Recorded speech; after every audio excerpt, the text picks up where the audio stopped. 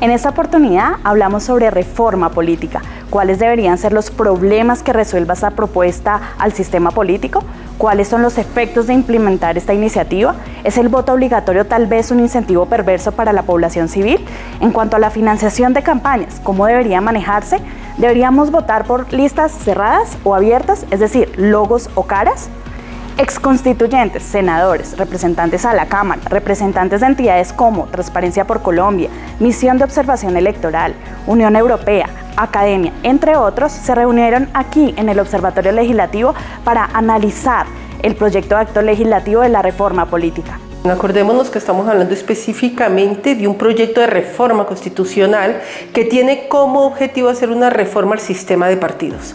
¿Eso qué significa? Está buscando pasar de listas abiertas y o cerradas que hoy tenemos a listas exclusivamente cerradas, financiación especialmente o no preponderantemente sino completamente estatal, que fue como inició el proyecto. En la discusión esto se ha venido modificando, y finalmente involucrar unos temas de democracia interna que permita que la decisión de las listas cerradas no sea una decisión elaborada a partir de bolígrafo, sino de unos mecanismos de consulta con quienes simpatizan o son miembros de una organización política.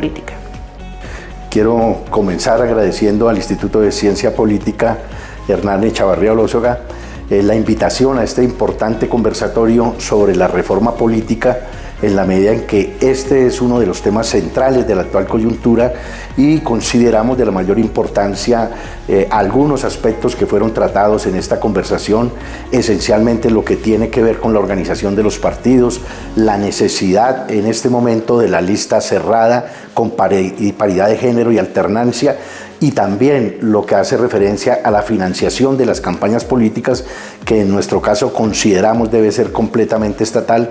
Colombia en general siempre ha tenido un gran desafío y es un país muy capaz de generar muy buenas normas, de pensar grandes diseños institucionales, pero luego el desafío es llevarlos a la práctica. Es parte de los hallazgos que se hacen de las observaciones de las elecciones de este periodo. Hay cosas que en las normas ya están bien, pero que luego al llevarlas a la práctica se vuelven difíciles de materializar para las instituciones colombianas. Así que esta reforma debe tener eso en cuenta, el debate legislativo debe tener eso en cuenta, y es no solo, como se decía en la discusión, como dijo algún participante, legislar con el deseo o legislar con el corazón, sino también elaborar la reforma de tal forma que sea aplicable. La financiación de campañas está en el corazón del debate colombiano sobre la reforma al sistema político y cómo hacerlo más democrático y más accesible.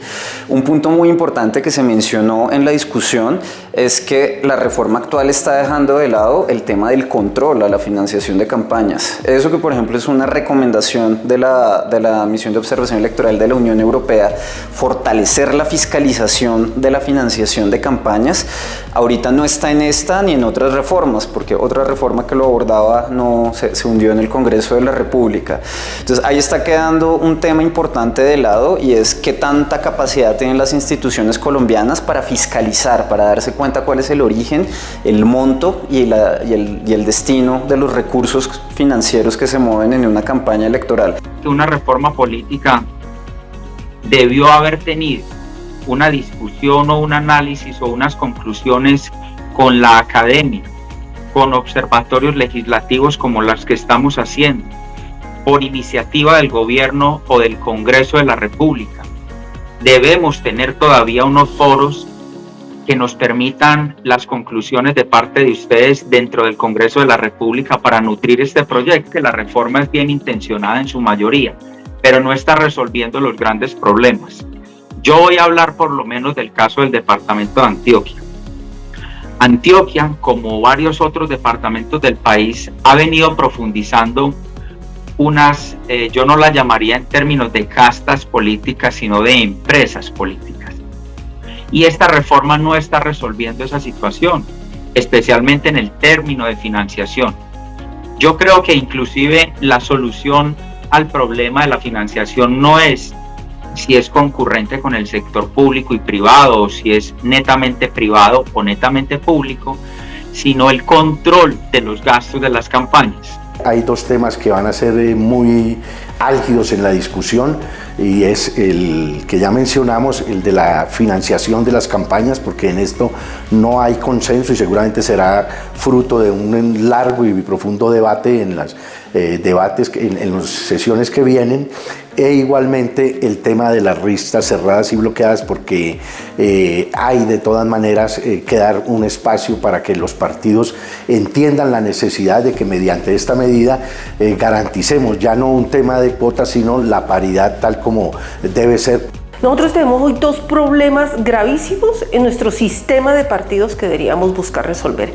El primero de ellos es que desconocemos completamente, es imposible hacerle seguimiento al monto, origen y destino de los recursos con los que se financian las campañas políticas. Y estos recursos, además de venir obviamente en no pocos casos, y es la forma como se debe financiar, de recursos legales que cumplen absolutamente la ley, tenemos algunos casos en los que la financiación proviene de o fuentes ilegales o de fuentes ilícitas. Cuando decimos que proviene de fuentes ilícitas, es decir, de fuentes como grupos armados ilegales, economías ilegales en los territorios, donde el origen de los recursos, lo que proviene de este tipo de fuentes, y el proceso electoral se convierte entonces en una lavandería de los recursos ilegales, las organizaciones políticas. El tema de la democracia interna de los partidos políticos es un tema. La forma como se deciden quiénes son los candidatos y las candidatas, la posibilidad de acceso real a la representación, no solo a la participación por grupos tradicionalmente excluidos como las mujeres o población LGTBI, o grupos étnicos como afros e indígenas, es uno de los temas que los partidos políticos tienen que entrar a resolver. Se está discutiendo, por ejemplo, la posibilidad de que miembros del Congreso de la República puedan participar en la administración, en el Ejecutivo, es decir, pasar de congresistas a ser senadores. ¿Cuál es el impacto y las implicaciones que esto tiene en un sistema presidencialista donde hay división de poderes?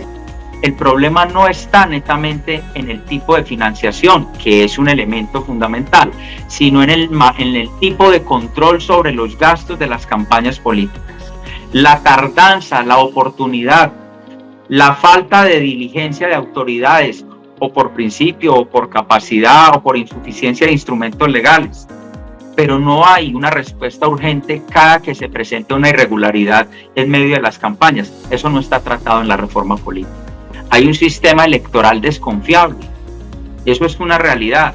Cada que termina una elección, pongamos solamente el ejemplo del 2022, que si las tarjetas quedaron marcadas o no marcadas, recuerden todos ustedes ese hecho, haya beneficiado o perjudicado al que haya sido, para que tratemos el ejemplo aquí de una manera académica si se quiere. Hay una desconfianza total en el sistema electoral colombiano. Eso no se está tramitando acá. Ni las fórmulas, ni las variaciones, ni los filtros, ni las veedurías, ni los seguimientos.